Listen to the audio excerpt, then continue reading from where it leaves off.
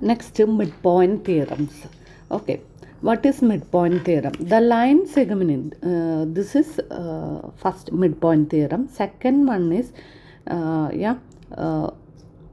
converse of midpoint theorem. So what is midpoint theorem? First one, the line segment joining midpoints of two sides of a triangle is parallel to third side. If we have one triangle like this, ABC, the line segment joining midpoints of two side select ചെയ്യുക, അതിൻ്റെ ഇവിടെ ഏറ്റവും ഒരു mid point mark ചെയ്യുക, line segment join ചെയ്യുക. അപ്പോൾ D and E mid point ആണ്. Okay, two sides. Okay, അത് D E parallel to B C ആണെന്നാണ് മിഡ് പോയിൻ്റ് തിയറം പറയുന്നത്. പിന്നെ D equal half of B C. അപ്പോൾ എങ്ങനെയാണ് നമ്മൾ എഴുതുക? നമ്മൾ ആദ്യം ട്രയാങ്കിളിൻ്റെ നെയിം എഴുതണം. എ ബി സി എന്താണ്? D and E mid point. Two mid points വേണം കേട്ടോ.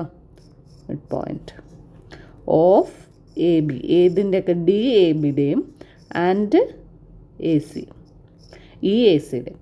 അപ്പോൾ റിസൾട്ട് എന്തായിരിക്കും?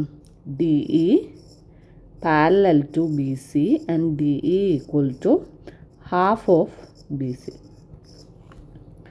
Okay, next one, converse of midpoint theorem. The line drawn through midpoint of one side of a triangle parallel to another side bisect the third side. ഇതിൽ ഒരു ട്രയാങ്കിളിൽ one mid point ഉണ്ടാവുള്ളൂ, A B C. One mid പോയിൻറ്റും പിന്നെ D ആണ് mid point. അപ്പോൾ അതിൽ കൂടി ഡ്രോ ചെയ്യുന്ന line parallel to this one. അപ്പോൾ ഈ ലൈൻ ടച്ച് ചെയ്യുന്ന നെക്സ്റ്റ് പോയിൻ്റ് നമുക്ക് ഇ എന്ന് എടുക്കാം. So in triangle A B C, D B the one mid point ആണ്, മിഡ് പോയിൻ്റ്